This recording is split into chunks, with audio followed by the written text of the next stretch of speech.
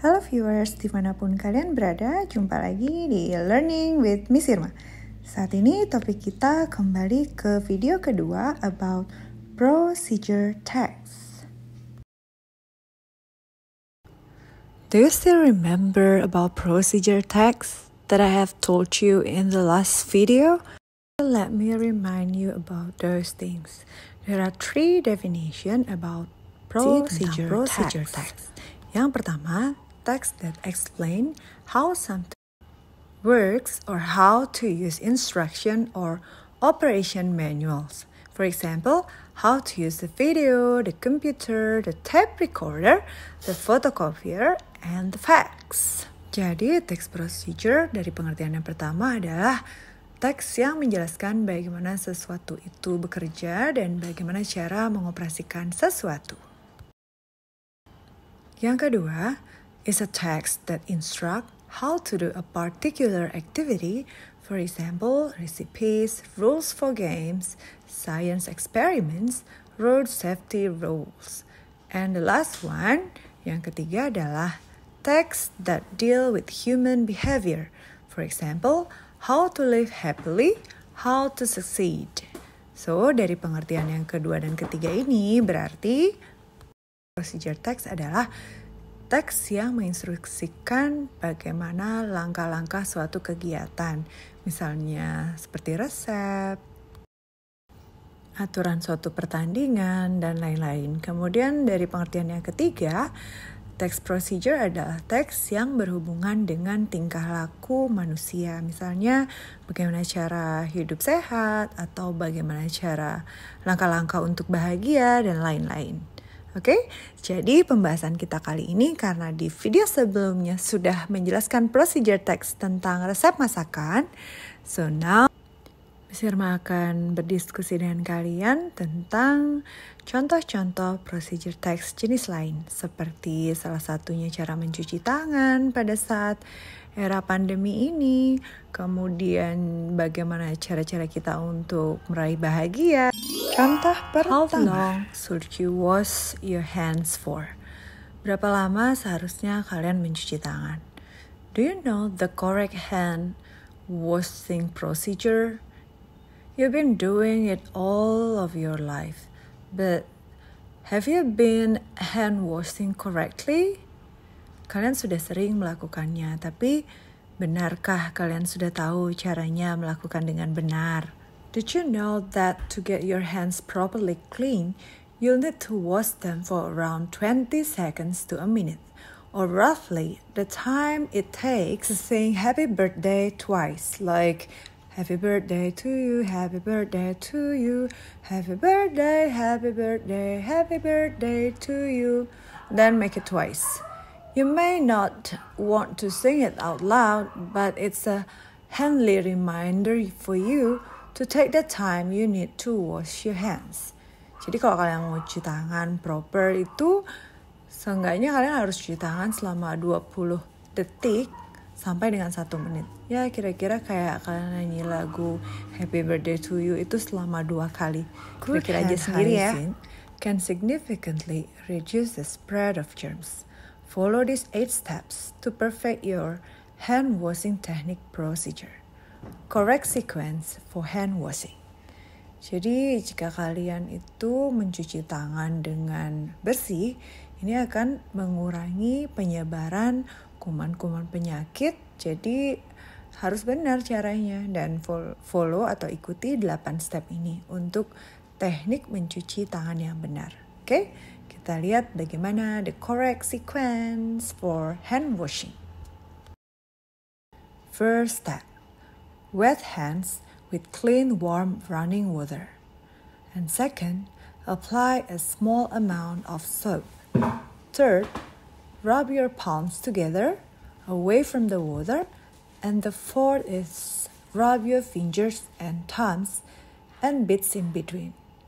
Artinya adalah yang pertama, kalian harus mencuci atau membasahi tangan kalian dulu dengan air yang bersih, kemudian kalian gunakan secukupnya, sabun secukupnya, kemudian kalian gosokkan telapak tangan kalian Tapi ingat jangan boros dengan air ya, jadi agak jauh saja dan kemudian gosokkan di jari-jarinya dan di sela-sela jari.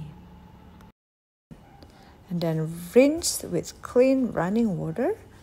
And the last step is dry with a clean towel or paper towel.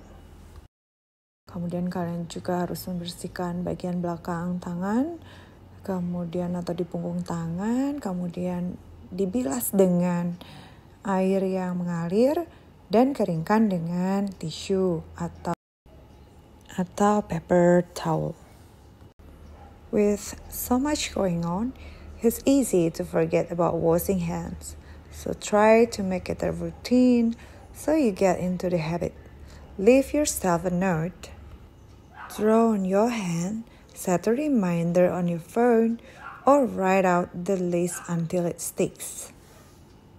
Memang dengan banyaknya hal yang terjadi belakangan ini, sangat mudah bagi kita untuk lupa cara cuci tangan yang benar. Tapi jadikan itu sebuah rutinitas dan sebuah kebiasaan ya buat kita semua agar kita semua menjadi tetap sehat.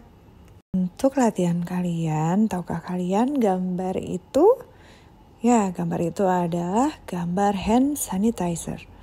Oke, jadi tugas kalian adalah buatlah langkah-langkah cara menggunakan hand sanitizer yang benar. Oke, dan diskusikan bersama guru di kelas dan teman-teman ya. Presentasikan dan komunikasikan proyek kalian. But before that, I'm gonna explain to you satu contoh mengenai text that deal with human behavior, yaitu 7 ways to feel happy during the pandemic. 7 langkah cara bahagia selama pandemi ini. But how does one actually boost happiness during a global pandemic? It's certainly not as simple or tactile as washing one's hand, but there are actions we can take to manifest joy. Here's what experts recommend. Double down on physical self-care, especially exercise. Gretchen Rubin, author of numerous books including The Happiness Project and host of the weekly podcast, Happier with Gretchen Rubin, says that the first step in boosting happiness is to take care of your body. Your physical experience will always influence your emotional experience, she says. And exercise is the elixir of life. Even light yoga or taking a quick walk can do the trick. Manley says adding research shows that a mere 12 minutes walk is sufficient to create an upbeat, happy mood. Jadi menurut Gretchen Rubin ini, dia adalah pengarang sebuah buku gimana cara proyek kebahagiaan. Dia menyatakan bahwa kita harus berolahraga karena dengan berolahraga meskipun berjalan atau hanya 12 menit berjalan pun ini juga akan menyebabkan adanya dorongan atau meningkatnya hormon kebahagiaan. The second step is meditate. You actually foster inner joy by slowing to meditate for even 5 minutes at a time, says Manley. Meditation increases feel-good neurochemicals as it reduces stress hormones such as adrenaline and cortisol. Nah, langkah kedua adalah bermeditasi. Dengan bermeditasi ini, meskipun hanya 5 menit, ini akan meningkatkan hormon-hormon yang baik bagi tubuh dan mengurangi adrenalin dan kortisol. The third step is improve sleep hygiene. A good night's sleep is hard to come by when you're self-quarantine in a global pandemic. But rest is crucial to both physical and mental wellness. Take extra measures to at least try to regulate your sleep. I recommend setting an alarm to go to bed just as you set one to wake up in the morning, says Rubin. Tingkatkan kualitas tidur. Kualitas tidur yang baik memang agak sulit pada masa pandemi ini dan sangat penting beristirahat itu untuk kesehatan fisik dan juga mental. Jadi buatlah jadwal tidur yang teratur dan settinglah alarm. Akan mau tidur itu sama dengan ketika kita menyeting alarm ketika akan bangun pagi, kata Rubin. Connect with other people. Ancient philosophers and contemporary scientists agreed that connecting with people is truly important, Rubin says, adding that even if we are alone in quarantine, we mustn't deprive ourselves of social interactions. We're fortunate that we have so much technology we can use to connect with people who are nearby. Now's also the time to look out for our loved ones who may not know how to use these technologies. Make sure they're not left out or isolated. Tetap terkoneksi dengan orang lain adalah sangat penting. Begitu kata para ahli yang menyatakan bahwa pentingnya untuk tetap berkomunikasi dengan orang lain meskipun kita sedang dalam masa karantina. Nah, berterima kasihlah kepada teknologi karena mereka yang bisa mengkoneksikan kita. Nah, ini adalah waktu yang tepat untuk mengunjungi atau lebih memperhatikan orang-orang atau yang kita sayangi yang kurang paham akan teknologi. Jangan sampai mereka merasa diabaikan karena kurangnya pengetahuan mereka atas kecanggihan teknologi. The next step is experience nature. Even if that's just looking at the photo, we may have to work a bit harder to access nature right now, with many county and state parks closed.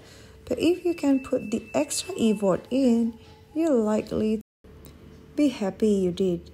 Exposure to natural environments has been linked to better general health and less stress, says Alison Buskerkoven, Associate Professor and Chair of the Psychology Department at Delaware Valley University.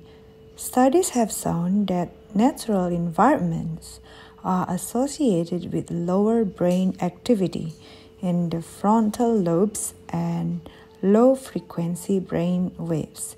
In other words, our brains relax more. For those who are unable to get outside, there's also some research indicating that looking at photographs of natural environments like pictures of the beach or the mountains can have similar effects. Berpetualang ke alam meskipun hanya dengan melihat foto. Nah, ini ada studi mengatakan bahwa dari Dr. Ellison mengatakan bahwa lingkungan yang alami ada hubungannya dengan aktivitas otak dalam tingkat yang sangat rendah. Jadi ini akan membuat otak kita menjadi lebih rileks. Dan beberapa research menyatakan bahwa meskipun dengan melihat fotonya saja tentang wisata alam itu, meskipun seperti contohnya adalah pantai atau gunung, juga memiliki efek yang sama. And the last step is say thank you. Rather than noticing what you don't have, pause to give gratitude for what you do have, says Manley.